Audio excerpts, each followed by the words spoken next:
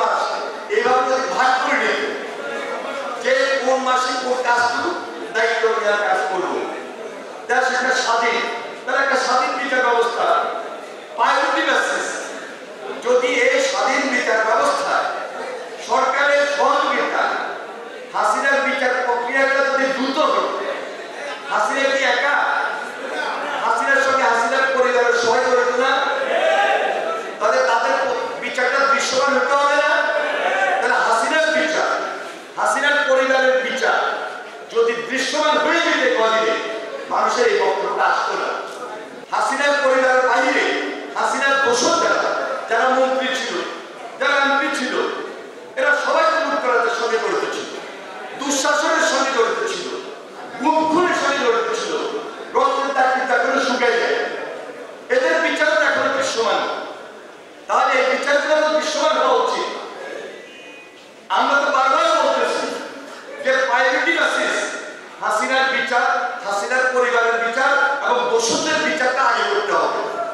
এর পাশাপাশি আপনি প্রত্যেকটা জেলায় যান, আওয়ামী লীগের সময় জেলায় জেলায়, উপজেলায়, থানা, পৌরসভা, ইউনিয়ন, ওয়ার্ডে বিভিন্ন ধরনের এমন এমন নেতৃত্ব যারা দুঃশাসন তৈরি করেছিল, যারা অত্যাচার করেছিল, নির্যাতন করেছিল, তাদেরকে গ্রেপ্তার করা হয়েছে, তাদের সবাই বিচার হচ্ছে।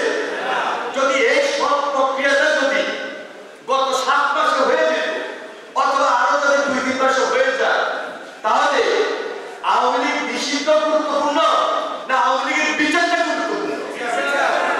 এই বিচার প্রক্রিয়া যদি প্রক্রিয়ার মধ্যে থাকতো, অটোমেটিক আওয়ামী লীগ নিষিদ্ধ হয়ে যায়। কেউ করতে পারত, ভোট করার তো কোনো সুযোগ থাকতো না। বিচারটা এখন হচ্ছে না, এটা কিন্তু আমাদের মনে কষ্ট।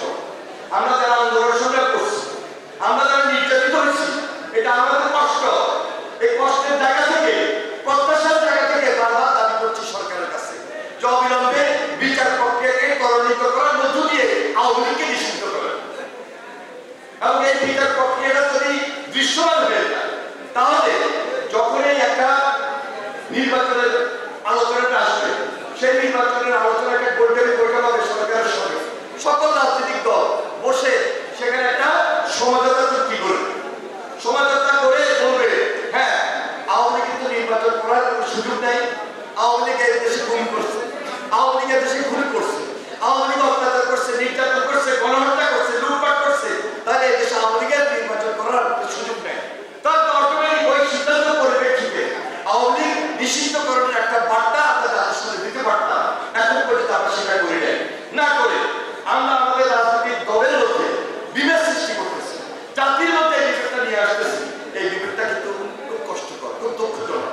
সুতরাং যে সকল রাজনৈতিক দল বিভিন্নভাবে বিভিন্ন বক্তব্য দিচ্ছে, তা না করে সরকারের সঙ্গে বসে এবং সরকারের দায়িত্ব সকল রাজনৈতিক দলকে এক টেবিলে একটি আলাপ আলোচনার পরিপ্রেক্ষিতে এই বিচার প্রক্রিয়াকে দ্রুত সম্পূর্ণ করার মধ্য দিয়ে আওয়ামী লীগের যে নিষিদ্ধকরণ, সেই নিষিদ্ধকরণ কাজটা সমাপ্ত করার জন্য একটা ঐক্যমত, একটা চুক্তি, সবাই এই চুক্তিতে আবদ্ধ হওয়া খুব জরুরি।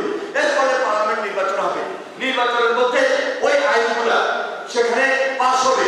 এই সংস্কার, এই চুক্তি সংস্কারের মধ্য দিয়ে ভবিষ্যতে আমাদের করণীয় যা করার দরকার, যে সরকার ভবিষ্যৎ বাংলাদেশটা যেন সুন্দর হয়, আগামী বাংলাদেশটা যেন সুন্দর হয়, সেটাই আমাদের বিশেষ দরকার এবং খুব বেশি জরুরি।